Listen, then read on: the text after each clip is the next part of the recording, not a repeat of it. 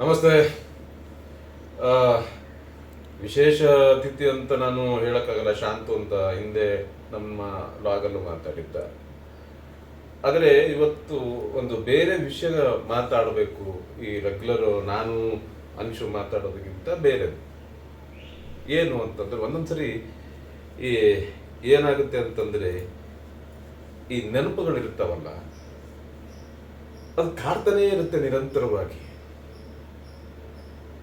ಯಾಕೆ ಹೀಗೆ ಅಂತ ಗೊತ್ತಾಗಲ್ಲ. ನಮ್ಮ ಜೊತೆ ಹೆಚ್ಚಿಗೆ ಅನ್ಯೋನ್ಯತೆ ಇರ್ಬೋದು, ನಾವು ಅವ್ರ ಜೊತೆ ಆ ಬೆರೆತಿರುವಂಥ ಸಮಯ ಸಂದರ್ಭಗಳಿರ್ಬೋದು. ಈಗ ಸಾಮಾನ್ಯವಾಗಿ ಫ್ರೆಂಡ್ಸ್ ಅಂತಂದಾಗ ಏನಾಗುತ್ತೆ ಅಂತ ಕೇಳಿದ್ರೆ ಜೊತೆಲಿರ್ತೀವಿ, ಇದು ಹಿಂಗೆ.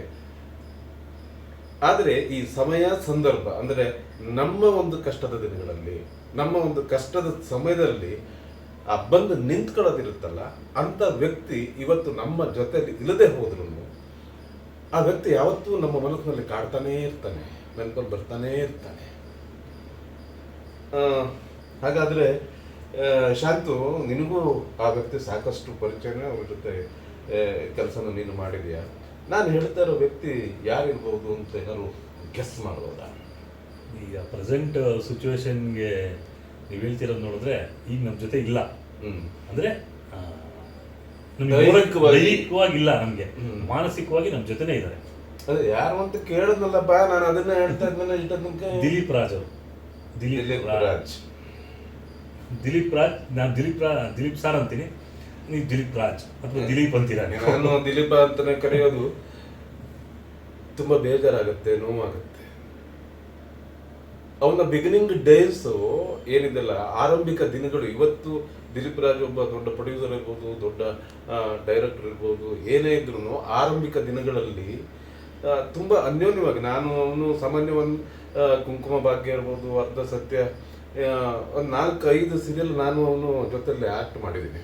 ಅದರಲ್ಲಿ ಇವನು ಅವಾಗ ಕುಂಕುಮ ಭಾಗ್ಯ ಮೇಕಪ್ ಇದು ಎಲ್ಲ ಇದು ಮಾಡಿದ.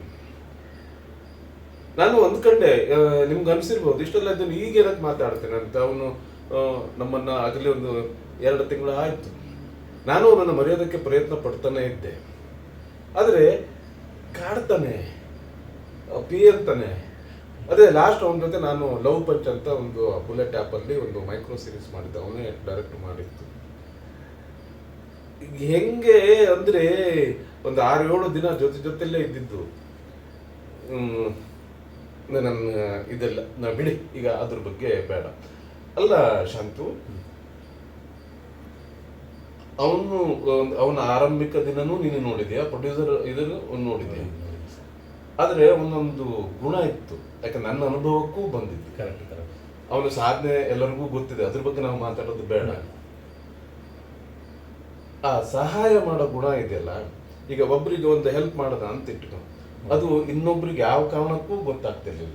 ಅಂದ್ರೆ ಈ ಕೈಯಲ್ಲಿ ಕೊಟ್ಟಿದ್ದು ಈ ಕೈಗೂ ಗೊತ್ತಾಗಬಾರದು ಅನ್ನೋದು. ಸಾಕಷ್ಟು ಜನಕ್ಕೆ ಹೆಲ್ಪ್ ಮಾಡಿದ್ದಾನೆ. ಇವೊಂದು ಓಪನ್ ಆಗಿ ಹೇಳ್ತೀನಿ, ನನಗೂ ನನ್ನ ಕಷ್ಟದ ಟೈಮಲ್ಲಿ ಪಾಪ ಬಂದು ನಿಂತ್ಕೊಂಡಿದ್ದಾನೆ. ಖಂಡಿತ ಸರ್. ಈ ಟೈಮಲ್ಲಿ ಈ ವಿಷಯ ಹೇಳಲೇಬೇಕು. ನನ್ನ ಮದುವೆ ಅಂದ್ರೆ ನನ್ನ ಮದುವೆನೇ, ನಮ್ಮ ಅಕ್ಕ ಮದುವೆ ಆಗೋಗಿತ್ತು. ನನ್ನ ಮದುವೆ ಯೂಶಲಿ ನಾವು ಹೆಂಗೆ ಇನ್ವಿಟೇಷನ್ ಎಲ್ಲರಿಗೂ ಕೊಡಬೇಕು. ಅವ್ರಿಗೂ ಫೋನ್ ಮಾಡಿದೆ, ನೋಡೋ ಮದುವೆಗೆ ಬರೋಕ್ಕಾಗುತ್ತೋ ಇಲ್ವೋ ಗೊತ್ತಿಲ್ಲ, ಯಾಕೆಂದ್ರೆ ಸಿಚುವೇಶನ್ ಬ್ಯುಸಿ ಇದ್ರು ಅವರು.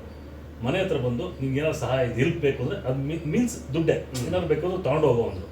ಏನು ಸರ್ ಹಿಂಗೆ ಅಂತೀವಿ? ಇಲ್ಲ ನನಗೆ ನಾನು ಅದೆಲ್ಲ ದಾಟಿ ಬಂದಿದ್ದೀನಿ. ನಿಮಗೆ ಮದುವೆ ಆಗ್ತಿದೆ ಅಂದರೆ ಇಷ್ಟು ಖರ್ಚಿರುತ್ತೆ ಅಂತ ಗೊತ್ತು, ಬಂದು ತೊಗೊಂಡು ಹೋಗೋ ಅಂದರು. ಬಟ್ ನಮ್ಮದು ಈಗ ಬೆಳೆದಿರೋ ವಾತಾವರಣ ಹೇಗಿದೆ ಅಂದರೆ ನಾವೆಲ್ಲ ಸ್ವಾಭಿಮಾನಿಗಳ ಥರ ಬೆಳೆದ್ಬಿಟ್ಟಿದ್ದೀವಿ. ಅವರು ಸ್ವಾಭಿಮಾನಿ, ಅಲ್ಲೇ ಬೆಳೆದಿದ್ದೀವಲ್ಲ. ಇಲ್ಲ ಸರ್, ನೀವು ಸಾಧ್ಯವಾದರೆ ಖಂಡಿತ ಬನ್ನಿ, ಊರಲ್ಲಿರೋದು ಮದುವೆ. ಬಟ್ ನೀವು ಇಷ್ಟು ಕೇಳಿದ್ರಲ್ಲ, ನಾನು ತಗೊಂಡಷ್ಟೇ ಖುಷಿ ಆಯಿತು, ತುಂಬ ಥ್ಯಾಂಕ್ ಯು ಸರ್ ಅಂತ ಅವ್ರಿಗೆ ನಾನು ಹೇಳಿದ್ದೆ. ಅಂದರೆ ನೋಡಿ, ಅವತ್ತೆಲ್ಲೋ ಒಂದು ದಿವಸ ಬಂದು ಮನೆ ಹತ್ರ ಏನೋ ತಗೊಂಡೋಗಿ ಬಂದಿದ್ದು ನನ್ನ ಮನಸ್ಸಲ್ಲಿ ಹಂಗೆ ಉಳ್ಕೊಂಡ್ಬಿಡ್ತು. ನನ್ನ ಮದುವೆಗೆ 12 ವರ್ಷ ಆಯಿತು. ಅಂದರೆ ಒಬ್ಬ ವ್ಯಕ್ತಿ, ಒಬ್ಬ ಮನುಷ್ಯನ ಯಾವ ಥರ ಟ್ರೀಟ್ ಮಾಡ್ತಾರೆ ತುಂಬ ಹತ್ರವಾದಾಗ ಅನ್ನೋದಕ್ಕೆ ಅವ್ರನ್ನ ತಿಳ್ಕೋಬೇಕು. ಈ ಥರದ್ದು ಸುಮಾರು ಮಾಡಿದ್ದಾರೆ ಸರ್, ಹೇಳ್ತೀನಿ ನೆಕ್ಸ್ಟ್. ಇದೆ ಅವ್ರದ್ದು ಲೈನ್ ಅಪ್ ಇದೆ ಪಾಪ ದಿಲೀಪ್ ಸರ್ದು. ಬಟ್ ನನಗೆ ಆಗಿದ್ದ ಅನುಭವ ಫಸ್ಟ್ ಹೇಳ್ತಾ ಇದ್ದೀನಿ ನನಗೆ. ಅದೇ ಅಲ್ಲ, ನಾನು ಅವನು ತುಂಬ ಆತ್ಮೀಯರು. ನಮ್ಮ ಮನೇಲಿ ಅವಾಗ ಕುಂಕುಮ ಭಾಗ್ಯ ಮಾಡೋ ಟೈಮ್ನಲ್ಲಿ ನಮ್ಮ ಮನೆಗೆ ಒಬ್ಬನವನು ಪಾಪ ವಿದ್ಯೆನೂ 1-2 ಸರಿ ಏನೋ ಬಂದಿತ್ತು ಅನ್ಸುತ್ತೆ. ತುಂಬ ಆತ್ಮೀಯತೆ ಇದಿದೆ. ಅವ್ನ ಪ್ರೊಡಕ್ಷನಲ್ಲಿ ನಾನು ವರ್ಕ್ ಅಂತಂದ್ರೆ ಪಾರು ಮಾಡಿದೆ, ಒಂದು ಸಣ್ಣ ರೋಲ್ ಮಾಡಿದ್ದೆ. ಆಮೇಲೆ ಅವ್ರದ್ದು ಮೈಕ್ರೋ ಸೀರೀಸ್ ಮಾಡಿದೆ.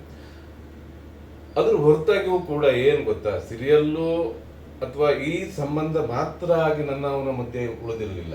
ಇಲ್ಲ ತಿಳಿತಾ? ಯಾಕೆ ನಾನು ಅವನಿಗೆ ಎಷ್ಟೋ ಸರಿ ನಾನೇ ಹೇಳೋನು ಏನು ಅಂತಂದ್ರೆ, ನೋಡೋದಕ್ಕೆ ತುಂಬಾ ಚೆನ್ನಾಗಿದ್ದಾನೆ, ಅದ್ಭುತವಾದಂತ ನಟ, ಅದ್ಭುತವಾದಂತ ಡಾನ್ಸರು, ಒಳ್ಳೆ ಫೈಟ್ ಯಾವುದು ಇಲ್ಲ. ನಾನು ಅವನಿಗೆ ಯಾವಾಗ್ಲೂ ಹೇಳೋನು, ನೀನು ಸಕಲ ಕಲಾವಲ್ಲಭ, ಏನ್ ಕಮ್ಮಿ ನನ್ನ ನೀನು ಯಾವ್ದ್ರಲ್ಲಿ ಒಂದ್ ಹಿಂಗ ನಿಂತ ಅದು ಮತ್ತೆ ಸೈಕಲ್ ಗಿಕ್ಕಲಲ್ಲೇ ಅಂತದ ತಟ ಹಿಂಗನ್ನೋದ್ರೊಳಗೆ ಅಷ್ಟರಲ್ಲಿ ಇದು. ಮತ್ತೆ ಅವ್ನು ಆಕ್ಟ್ ಮಾಡ್ತಾ ಇರ್ಬೇಕಾದ್ರೆ ನಾನೇ ಭಯ ಕಳ್ಕೊಂಡು ನೋಡ್ತಿದ್ದೆ. ಅಲ್ಲ ನೀವು ಅವರು ಅದೇ ಲಾಸ್ಟ್ ಟೈಮಲ್ಲಿ ಹೇಳಿದ್ದೆ ನಾನು, ಅದು ಇಬ್ರು ಆಕ್ಟ್ ಮಾಡ್ತಿದ್ರೆ ನಮಗೆ ಮೈ ಜುಮ್ ಅನ್ಸೋದು. ಅಂದ್ರೆ ಸುಮ್ಮನೆ ಆಕ್ಟ್ ಮಾಡ್ತೀನಿ ಅಂತ ಕ್ಯಾಮ್ರಾ ಮುಂದೆ ಮಾಡೋದು ಬೇರೆ, ಅದೆಲ್ಲೋ ಒಂದ್ ಕಡೆ ಕುಟ್ಕೊಂಡು ಬಂದು ಅಂದ್ರೆ ಆ ಥರ ಸೀನ್ ಕ್ರಿಯೇಟ್ ಆಗಿ ನೀವು ಇಬ್ರು ಗಾಡಿ ಇಳಿದು ಬರ್ತೀರಲ್ಲ, ಅದನ್ನ ನಾನು ಇಮ್ಯಾಜಿನೇ ಮಾಡಕ್ಕಾಗಲ್ಲ. ಮಾಧುರಿ ಬದಿಯನ್ ಘಟ್ಟ ರೋಡು ಆ ಥರ ಸಿಚುವೇಶನ್ ಇರುತ್ತೆ. ಅಳಿಯ ಮಾವ ಅಳಿಯ. ಅದು ಅವತ್ತು ನಾನು ಲಕ್ಷ್ಮೀ ನಿವಾಸಕ್ಕೆ ಹೋದಾಗ್ಲೂ ಕೂಡ ಮಾಧುರಿ ಅವರು ಇದನ್ನ ನಾನು ಮಾಧುರಿ ಇಬ್ರು ನೆನಪು ಮಾಡ್ಕೊಂಡ್ವಿ. ನೋಡು ಹಿಂಗೆ ಹಿಂಗೆ ಅಂತ ಆ ಸೀನ್ ಇನ್ನೂವರೆಗೂ ನನಗೆ ನೆನಪಿದೆ. ಕೈ ಹಿಡ್ಕೊಂಡು ಸರ್ ಬಾಂಡಿಂಗ್ ಅಂತಂದ್ರೆ ಯಾರೋ ಒಂಚೂರು ಜಗ್ ಆಗ್ಬೋದು, ಏನೋ ಒಂದ್ ಆಗ್ಬೋದು, ಬಟ್ ಒಬ್ರನ್ನೊಬ್ರು ಬಿಟ್ಕೊಡ್ತಿರ್ಲಿಲ್ಲ. ಹಿಂಗ್ ಬಿದ್ರೆ ಹಿಂಗೇನೋ ಬಿದ್ದು ಹಿಂಗೆ ಎದ್ದು ಏನೋ ಹೇಳ್ತಾರೆ ಅಂದ್ರೆ ನಿಮ್ಗೆ ಅದು ನ್ಯಾಚುರಲ್ ಅಂತ ಅನಿಸ್ಬಿಡೋದು. ಅದು ತುಂಬಾ ಒಂದೇನ್ ಗೊತ್ತನ, ಎಷ್ಟು ಹೊಗಳದಷ್ಟು ಕಮ್ಮಿನೇ. ಹೌದು, ಹೊಗಳಿಕೆಗಿಂತ ನಾನು ಅವನಲ್ಲಿ ನೋಡಿರುವಂಥದ್ದು ಆ ಕಷ್ಟದಲ್ಲಿ ಇದಾರೆ ಅಂತ ತೋರಿಸ್ಕೊಳ್ಳಲ್ಲ. ಎಷ್ಟೋ ಜನಕ್ಕೆ ಇದು ಗೊತ್ತೇ ಇಲ್ಲ. ಈಗಲೂ ಗೊತ್ತಿಲ್ಲ. ಇಲ್ಲಿಂದ ಸ್ವಲ್ಪ ಗೊತ್ತಾಗುತ್ತೆ. ಆ ಮಾನವೀಯತೆ ಇದೆಯಲ್ಲ, ಆ ಕಷ್ಟಕ್ಕೆ ಸ್ಪಂದಿಸುವಂತ ಗುಣ ಇದೆಯಲ್ಲ, ಅದಕ್ಕೆ ನಾನು ತಲೆ ಬಾಗ್ಲೇಬೇಕು. ಎಷ್ಟೋ ಜನಕ್ಕೂ ಗೊತ್ತೇ ಇಲ್ಲ. ಹೌದೌದು, ಎಷ್ಟೋ ಜನಕ್ಕೆ ಗೊತ್ತಿಲ್ಲ. ನಾನೇ ಈಗ ರಥಸಪ್ತಮಿ ಅಂತ ಒಂದು ಸೀರಿಯಲ್ ಮಾಡ್ತಿದ್ದೆ. ರಥಸಪ್ತಮಿ ಅವ್ರು ಹೀರೋ ಅಂದ್ರೆ ಒಂದು 500 ಎಪಿಸೋಡ್ ಏನೋ ಮಾಡಿದ್ರು. ಆಮೇಲೆ ಸಿನಿಮಾ ಅಂತ ಹೋದ್ರು. ನನಗೆ ಅದನ್ನ ನಾನು ಮೊನ್ನೆ ವಿದ್ಯಾ ಮೇಡಮ್ ಮನೆಗೆ ಹೋದ್ರೆ ಅವ್ರಿಗೂ ಗೊತ್ತಿಲ್ಲ, ವಿಷಯ ಹೇಳಿದೆ. ಅವರು ಇದ್ರಲ್ಲೇ ಇದ್ರ ಮೂಡಲ್ಲೇ ಅಯ್ಯೋ ಅಂತ ಮಾತಾಡಿದ್ರು. ಬಟ್ ವಿಷಯ ಹೇಳ್ತೀನಿ. ಈಗ ನಾವು ಆ ಸೀರಿಯಲ್ ಒಂದು ವಾರಕ್ಕೆ ಒಂದ್ಸತಿ ಸರ್ ಒಂದು 500 ಇಲ್ಲ 1000 ಅಂದ್ರೆ ಅದೊಂದು 15 ವರ್ಷದ ಹಿಂದೆ ಅಂತಂದ್ರೆ ದೊಡ್ಡದೇ. ನನಗೆ ಕೊಡೋರು ಒಂದು 500 ರೂಪಾಯಿ ಇಲ್ಲ 1000 ರೂಪಾಯಿ ಕೊಡೋರು. ಹೆಂಗ್ ಸರ್ ನನ್ಗೆ ನಿಮ್ಗಪ್ಪ ಕೊಡ್ತಿಲ್ಲ ನಾನು, ಇಲ್ಲಿ ಯಾರೋ ಸೆಟ್ ಹುಡುಗರು, ಪ್ರೊಡಕ್ಷನ್ ಹುಡುಗರು ಯಾರು ಕಷ್ಟದಲ್ಲಿದ್ದಾರೋ ಸರ್ ನಾನು ಕೊಡ್ತೀನಿ, ನಿನ್ನ ಮೇಲೆ ನನ್ನ ನಂಬಿಕೆ ಇದೆ ಅಂದ್ರೆ ನೋಡಿ, ಇದೇ ಒಂಥರ ನಂಬಿಕೆ ಬಾಂಡಿಂಗ್. ನಾನು ಕೊಟ್ಟೋ ಇಲ್ಲಿ ಮಾತ್ರ ಅವ್ರಿಗೆ ಗೊತ್ತಿರ್ತಿರ್ಲಿಲ್ಲ. ಅವ್ರಿಗೆ ನೀನೇ ಕೊಡು ಹೋಗಿ, ನಾನು ಕೊಟ್ಟೆ ಅಂತ ಹೇಳ್ಬೇಡ ಅಂದರು. ಸರ್ ನಾನಂತ ಹೇಳಿಲ್ಲ ಅಂದ್ರೆ ನನ್ನ ಹತ್ರ ಎಲ್ಲಿ ಬರುತ್ತೆ ಅಷ್ಟೊಂದು ದುಡ್ಡು ಅಂತ ಅನ್ಕೊಂತಾರೆ. ಅದೊಂದು ಹೇಳಿ ನೀನು ಏನಾರು ಮಾಡ್ಕ, ನಾನು ಎಲ್ಲೂ ಹೊರಗಡೆ ಹೇಳಕ್ ಹೋಗ್ಬಾರ್ದು ಈ ವಿಷಯನ ಅಂತೇಳಿ ಎಷ್ಟೋ ಸಲ ಸರ್ ನಾನೇ ಜೀವಂತ ಉದಾಹರಣೆ. ಈಗ 500,000 ಎಷ್ಟಿರುತ್ತೋ ಜೋಬಲ್ಲಿ ತಕ್ಕೊಟ್ಟು ಹೋಗ್ಬಿಡೋರು. ನಾನು ಅಲ್ಲಿ ಕೇಳ್ಬಿಟ್ಟು ಯಾರಿಗೇನಿದೆ ಅಂತ ಕೊಡ್ತಿದ್ದೆ.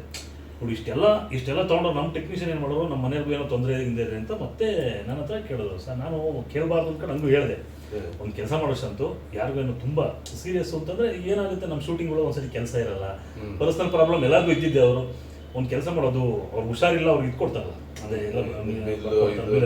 ಅದು ತೊಗೊಂಬ, ಅವ್ರಿಗೆ ಎಷ್ಟು ಬೇಕೋ ಅಷ್ಟು ನಾನು ತಂದ್ಬಿಟ್ಟು ಅವ್ರು ಕೊಡ್ತೀನಿ. ಅದು ಎಷ್ಟಾಗಿಲ್ಲ ಮೆಡಿಸಿನ್ಸ್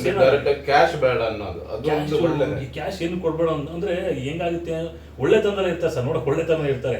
ಆ ದುಡ್ಡು ತಗೊಂಡು ಕುಡಿಯೋಕ್ಕೂ ಮಗದೊಂದ್ಕೊ ಬಳಸಿದ್ರೆ ಕೊಟ್ಟಿದ್ದ ದುಡ್ಡು ವರ್ಕ್ ಆಗಲ್ವಲ್ಲ, ಆಗಲ್ಲ ಮತ್ತೆ ಅವರು. ನಾನು ಆಮೇಲೆ ಹೌದಾ ಸರ್ ಸರಿ ಅಂತೇಳಿ, ಅದು ತುಂಬ ಅಮೌಂಟ್ ಆಗಿರ್ಬೋದು, ಎಷ್ಟು ಆಗಿರ್ಬೋದು ಸೆಕೆಂಡರಿ, ಅದನ್ನ ತಗೊಂಡು ಅವ್ರಿಗೆ ಕೊಟ್ಟು ಅವತ್ತು ತಗೊಂಡು ಹೋದ್ರು. 2 ದಿವಸ ಆದ್ಮೇಲೆ ಶೂಟಿಂಗ್ ಬಂದರು, ಅಷ್ಟು ತಂದಿದ್ರು. ಅಷ್ಟು ತಂದು ನನ್ನ ಕೈಲಿ ಕೊಟ್ಟರು. ಸರ್ ನೀವೇ ಕರಿತೀನಿ. ನಾನು ಏನಕ್ಕೂ ಕೊಡ್ಲಿ, ನೀನು ಯಾರು ಹೇಳಿದ್ದು ನನಗೆ, ನೀನು ತೊಗೊಂಡು ಕೊಡು. ಅಲ್ಲ ಸರ್ ಇಷ್ಟೊಂದೆಲ್ಲ ತಂದಿದ್ದೀರಾ, ನಾನು ಕೊಟ್ಟು ನಾನೇನು ದೊಡ್ಡೋಸ್, ನಿಮ್ದು ಯಾರು ದೊಡ್ಡಸ್ಗೆ ಅಂತ ಹೇಳಿದ್ದು, ನೀನು ಯಾರಿಗೆ ಹೇಳ್ತೀಯ ಅವ್ರಿಗೆ ಮಾತ್ರ ಹೇಳು. ಇಲ್ಲ ಮೇಲೆ ನಮ್ಮ ಸೆಟ್ಟಲ್ಲಿ ಎಷ್ಟೋ ಜನ ಗೊತ್ತಿಲ್ಲ ಸರ್, 1000 ಎಪಿಸೋಡ್ ಆಯಿತು ಸೀರಿಯಲ್ಲು, ಎಲ್ಲ ಸುಮಾರು ಜನ ಇದ್ರು. ಅವ್ರು ಹೇಳಿದ್ದು ಇಷ್ಟೇ, ಯಾರಿಗೂ ಹೇಳ್ಬಾರ್ದು ಶಾಂತು. ಒಂದ್ಸತಿ ಕಾಸ್ಟ್ಯೂಮರಿಗೆ ಕೊಡೋರು, ಒಂದ್ಸತಿ ಪ್ರೊಡಕ್ಷನರಿಗೆ ಕೊಡೋರು, ಒಂದ್ಸತಿ ಸೆಟ್ ಯಾರು ಕಷ್ಟ ಲೈಟರ್ಗೆ ಯಾರು ಕಷ್ಟದಲ್ಲಿರುತ್ತೆ. ಅದು ಅವ್ರು ದೊಡ್ಡ ಗುಣ ಅನಿಸ್ಬಿಡ್ತು ನನಗೆ. ಎಲ್ಲೂ ಹೇಳ್ಕೊಳಕ್ಕೆ ಹೋಗಿರ್ಲಿಲ್ಲ. ಏನಕ್ಕೆ ಅಂದ್ರೆ ಅವರ ಮೇಲೆ ಏನಾದ್ರು ಗೊತ್ತಾಯ್ತು ಹೇಳಿದ್ರೆ ನನಗೆ ಏನಕ್ಕಪ್ಪ ಅದೆಲ್ಲ ಮಾತಾಡಿದೆ ಅಂತ ಅನ್ನೋರು. ಅದಕ್ಕೋಸ್ಕರ ಆ ವಿಷಯದಲ್ಲಿ ಮಾತ್ರ ನಮ್ಮ ದಿಲೀಪ್ ಸರ್ಗೆ 2 ಸಾರಿ ಹೇಳಬೇಕು. ಇನ್ನೊಂದು, ನಾನು ಎಷ್ಟೋ ಜನ ಅನ್ಕೊಂಬಿಟ್ಟಿರ್ತಾರೆ, ಎಲ್ಲ ವಿಷಯನೂ ಕೆಲವು ಗೊತ್ತಿರಲ್ಲ. ಅವನು ಆ ಬಿಲ್ಡಿಂಗ್ ಬಂದಾಗ ತುಂಬ ಕಷ್ಟಪಟ್ಟಿದ್ದ. ತುಂಬಾ ಕಷ್ಟಪಟ್ಟಿದ್ದಾರೆ ಸರ್. ಏನಂತಂದ್ರೆ ಮ್ಯಾನೇಜರ್ ಅಸಿಸ್ಟೆಂಟ್ ಆಗಿ ಕೆಲಸ ಮಾಡಿದ್ದಾರೆ. ಅಂದ್ರೆ ಅವ್ರು ಹೆಂಗೆ, ಈ ಪ್ರೊಡ್ಯೂಸರ್ ಆದ್ರೂ ದೊಡ್ಡ ವಿಷಯ ಅಲ್ಲ ಸರ್, ಬಟ್ ಎಲ್ಲಿಂದ ಹೋದ್ರೂ ದೊಡ್ಡ ವಿಷಯ. ಪ್ರತಿ ಶೂಟಿಂಗ್ ಅಲ್ಲಿ ಪ್ರತಿಯೊಂದು ಗೊತ್ತವ್ರಿಗೆ. ಈಗ ಅವ್ರು ಪ್ರೊಡಕ್ಷನ್ ಆಗಲಿ, ಸೆಟ್ ಆಗಲಿ, ಯಾರಾಗಲಿ 10 ರೂಪಾಯಿ 20 ರೂಪಾಯಿ ಅದು ಅವ್ರಿಗೆ, ಅವರು ಕೆಲಸ ಮಾಡೋದು ಅವ್ರು ತಗೊಂಡೈತು ಅಂತ ಅದು ಗೊತ್ತು ಅವ್ರಿಗೆ. ಬಟ್ ತಗೊಳ್ಳಿ, ತುಂಬ ಮಾಡಕ್ ಹೋಗ್ಬೇಡಿ ಅಂತೇಳಿ ಡೈರೆಕ್ಟ್ ಆಗಿ ಹೇಳೋರು. ಒಂದ್ಸತಿ ಪಾರು ಸೀರಿಯಲ್ ನಡಿಬೇಕಾದ್ರೆ ಅವ್ರ ಮನೆ ಕರೆಸಿ ನಾವು ಗೆಟ್ ಟುಗೆದರ್ ಎಲ್ಲ ಮಾಡ್ತಿದ್ರು. ನೋಡ್ರಪ್ಪ, ನಾನು ಯಾರಿಗೂ ಹೇಳಲ್ಲ, ನಾನು ಎಲ್ಲ ಗೊತ್ತು, ನಾನು ದುಡ್ಡು ಹಾಕಿರೋ ಇಲ್ಲಿ ಇದ್ದೀನಿ, ನೀವು ತಿನ್ಬೇಡಿ ಅಂತ ನಾನು ಹೇಳೋದೇ ಇಲ್ಲ. ಈ ತರ ಹೇಳೋದು ಕಮ್ಮಿ, ನೀವು ₹100 ಎಲ್ಲ ತಿನ್ನಕ್ ಹೋಗ್ಬೇಡಿ, ನಾನು ಕಷ್ಟ ಇದೆ, ಒಂದು ₹10 ತಿನ್ನೋ ನಾನು ನನಗೆ ಗೊತ್ತಿರುತ್ತೆ, ಬೇಡ ಅಂತ ಹೇಳಲ್ಲ ತರ ಹೇಳೋರು. ಅಂದ್ರೆ ಇದು ಡೈರೆಕ್ಟ್ ಆಗಿ ಹೇಳೋರು ಅವರು, ಅಂದ್ರೆ ಮುಚ್ಚುಮರೆ ಏನಿರ್ಲಿಲ್ಲ. ಆ ತರ ಒಂದು ಮನಸ್ಥಿತಿ. ನಾನು ಅಂದ್ರೆ ಈ ಪ್ರೊಡ್ಯೂಸರ್ ಆಗಿಂತಲ್ಲ, ಫಸ್ಟ್ ಬಂದಲ್ಲ ಬಿಗಿನಿಂಗ್ ಡೇಸ್ ಒಂದು ಗಾಡಿ ತಗೊಳ್ಳೋದು, ಅದ್ರ ಬಗ್ಗೆ ನಿನಗೆ ತುಂಬಾ ಚೆನ್ನಾಗಿ ಗೊತ್ತಿದೆ, ಅದಕ್ಕೆ ನೀನು ಮಾತಾಡ್ಬೇಕು. ಆಕ್ಚುಲಿ ನೋಡಿ, ಬೈಕು ಇರ್ಲಿಲ್ಲ, ಬೈಕ್ ಇತ್ತೋ ಇರ್ಲಿಲ್ಲ ಸೆಕೆಂಡರಿ. ಅವರು ಪಾಪ ವಿಜಯನಗರದಲ್ಲಿ ಏನೋ ಇದ್ರು ಅವರು, ನನಗೆ ಅಂದ್ರೆ ನಾನು ನೋಡಿರ್ಲಿಲ್ಲ ಅವಾಗ, ನಾನು ಬೇರೆ ಅವಾಗ ಇನ್ನೂ ಪರಿಚಯ ಇರಲಿಲ್ಲ. ಬಟ್ ನನಗೆ ತುಂಬ ಶೇರ್ ಮಾಡೋರು ಹಿಂಗೆ ಶೂಟಿಂಗಲ್ಲಿ ಇದ್ದಾಗ ಹೆಂಗೆ ಏನು ಅಂತ. ಅವಾಗ ಅವ್ರು ಹೇಳಿದ್ದು, ಅವ್ರು ಹೇಳಿದ್ದಾರೆ, ಶಾಂತು ನೀವು ನಂಬಲ್ಲ, ಜನರೇಟರ್ ಗಾಡಿ ಬರುತ್ತೆ ಸರ್, ಬೆಳಿಗ್ಗೆನೇ ನೋಡೋದು, ಫಸ್ಟ್ ಹೋಗ್ಬೇಕಾದ್ರೆ ಜನರೇಟರ್ ಗಾಡಿ, ಆ ಗಾಡಿಯಿಂದ ಹತ್ಕೊಂಡು ಹೋಗಿದ್ದಾರೆ ಸರ್ ಅವರು. ಆ ಗಾಡಿ ಏನಕ್ಕೆ ಅಂದ್ರೆ ಅದ್ರ ಪೆಟ್ರೋಲ್ ಗಾಡಿ ಇರ್ಲಿಲ್ವೋ, ಇಲ್ಲ ಪೆಟ್ರೋಲ್ ಮಿಗುತ್ತೋ, ಹೋಗಿ ಅದರಲ್ಲೇ ವಾಪಸ್ ಬರ್ಬೋದು, ಇರಲೇಬೇಕು ಅವರು. ಅಂದ್ರೆ ಅಲ್ಲಿ ಅವಾಗ ಅಸಿಸ್ಟೆಂಟ್ ಮ್ಯಾನೇಜರ್ ಆಗೇನೋ ಕೆಲಸ ಮಾಡ್ತಿದ್ರು ಅನ್ಸುತ್ತೆ. ಆ ಗಾಡಿದ ಅಂದ್ರೆ ನಿಮಗೆ ಕಷ್ಟ ಎಲ್ಲ ಕೊಟ್ಟಿದ್ದಾರೆ ಅವರು. ಒಂದು ಜನರೇಟರ್ ಗಾಡಿ, ಅದು ಮೋಸ್ಟ್ಲಿ ಪಾಪ ಔಟ್ಡೋರ್ನೆಂಟ ಯಾವುದೋ, ಅಂದ್ರೆ ಇವರು ಸೆಲ್ವನ್ ಬರ್ದು ಯಾವುದೋ ಗೊತ್ತಿಲ್ಲ ನನಗೆ ಕರೆಕ್ಟಾಗಿ, ಹೇಳಿದ್ದಂತೂ ನಾನು ನೆನಪಿದೆ. ಹೋಗಿ ಬಂದಿದ್ದ ದಿವಸನೂ ಇದೆ ಶಾಂತು ನನಗೆ. ನನ್ಗೆ ಬಿಟ್ಟು ಅವ್ರಿಗೆ ಹೆಂಗೆ ಅಂದ್ರೆ ಈ ಶೂಟಿಂಗಲ್ಲಿ ಏನೇನು ನಡೆಯುತ್ತೆ ಎಲ್ಲ ತಿಳ್ಕೋಬೇಕು. ಅಂದ್ರೆ ಈ ಶೂಟಿಂಗ್ಗೋಸ್ಕರನೇ ಒಂಥರ ಆಕೃತಿ ರೆಡಿ ಆಗುತ್ತಲ್ಲ, ಹಂಗೆ ರೆಡಿ ಆಗಿದ್ದ ಮನುಷ್ಯ ನಾನು ನೋಡ್ದಂಗೆ. ಅಷ್ಟು ವರ್ಷ, ಒಂದು 20 ವರ್ಷ ನೋಡಿರ್ಬೋದು ಅವ್ರನ್ನ. ಅಂದ್ರೆ ನಾನು ಮಾಡಿದ್ದು ಒಂದು 5-6 ಸೀರಿಯಲ್ ಜೊತೆಲಿ ಕೆಲಸ ಮಾಡಿದೀವಿ. ಶೂಟಿಂಗ್ಗೋಸ್ಕರನೇ ಡಿಸೈನ್ ಮಾಡಿ ಕಳಿಸ್ತಾರಲ್ಲ, ಸೈನಿಕರು ಡಿಸೈನ್ ಮಾಡಿ ಇಡ್ತಾರಲ್ಲ, ಕೃಷ್ಣ ಇದಕ್ಕೆ ಡಿಸೈನ್ ಮಾಡಬೇಕು ಅಂತ, ಶೂಟಿಂಗ್ಗೋಸ್ಕರನೇ ರೆಡಿ ಆಗಿದೆ ಆ ಥರ. ಯಾಕೆಂದ್ರೆ ಎಲ್ಲ ಗೊತ್ತಿತ್ತಲ್ಲ ಸರ್ ಅವ್ರಿಗೆ. ಶೂಟಿಂಗಲ್ಲಿ ಒಬ್ಬ ಪ್ರೊಡಕ್ಷನ್ ಬಾಯಿಂದ ಹಿಡಿದು ಪ್ರೊಡ್ಯೂಸರ್ವರೆಗೂ, ಅಂದ್ರೆ ಪ್ರೊಡ್ಯೂಸರ್ ಆದ್ರೂ ಆಮೇಲೆ ಅಷ್ಟು ಏನೇನು ಕಷ್ಟ ಇರುತ್ತೆ, ಎಷ್ಟೆಷ್ಟು ಕೆಲಸ ಇರುತ್ತೆ, ಯಾವ ಕೆಲಸ ಇರಲ್ಲ, ಯಾವ ಕೆಲಸ ಇರುತ್ತೆ, ಎಲ್ಲ ಗೊತ್ತು ಅಪ್ಪಂಗೆ. ಹಂಗಾಗಿ ಒಂದೊಂದೇ ಸ್ಟೆಪ್ ಹೋಗಿ ಲಾಸ್ಟಿಗೆ ಅವರು ಪ್ರೊಡ್ಯೂಸರ್ ಆಗಿದ್ದು. ಆ ಪ್ರೊಡ್ಯೂಸರ್ ಆಗಿದ್ದಕ್ಕೂ ಅರ್ಥ ಇದೆ ಅನಿಸ್ಬಿಡ್ತು ಅವ್ರು ನೋಡಿದಾಗ. ನಾನು ಅಂದ್ರೆ ಅವಾಗಲಿಂದ ನೋಡಿದ್ನಲ್ಲ ಸರ್ ನಾನು, ಅಲ್ಲಿಂದ ಬಂದು ಒಂದು ಒಳ್ಳೆ ಪೊಸಿಷನ್ ಕುತ್ಕೊಂಡ್ರು. ಬಟ್ ಹಣೆ ಬರೋಕ್ಕೆ ಗೊತ್ತಿರಲಿಲ್ಲ, 47 ಅಂತ ಇದಲ್ಲ. ಯಾಕೆಂದ್ರೆ ಅವರು ಅಷ್ಟು ಫಿಟ್ಟಾಗೂ ಇದ್ರು. ಟೈಮ್ ಅನ್ನೋದು ಮನುಷ್ಯನ ಹೆಂಗೆ ಯಾವಾಗ ಯಾವ ಥರ ಬೇಕಾದರೂ ಇದಾಗುತ್ತೆ ಅನ್ನೋದಕ್ಕೆ ಅವ್ರ ಉದಾಹರಣೆ.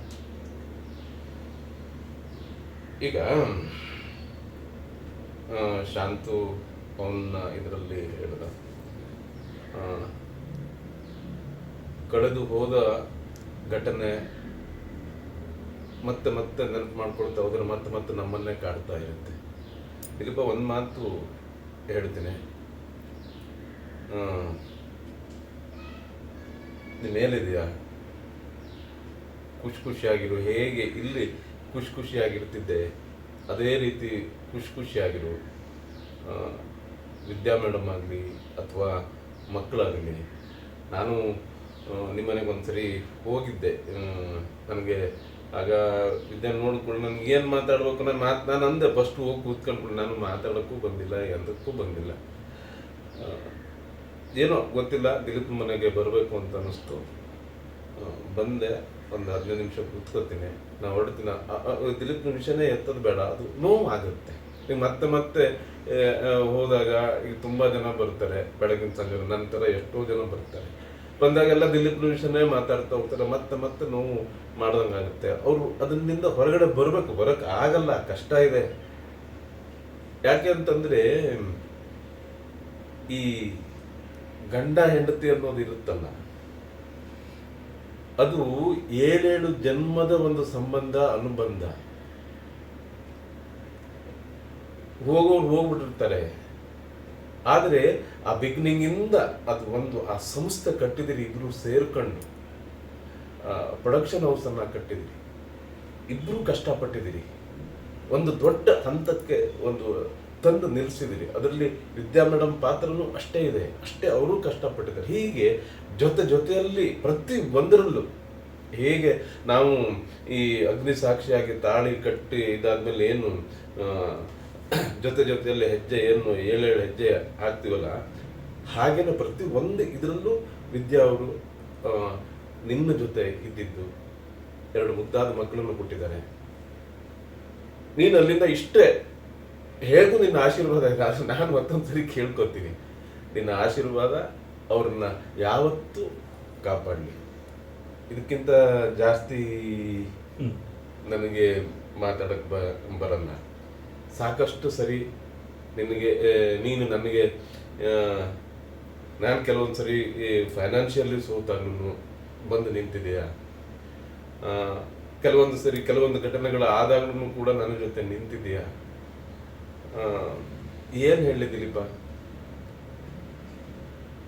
ಅಷ್ಟೇ. ನಮಸ್ತೆ.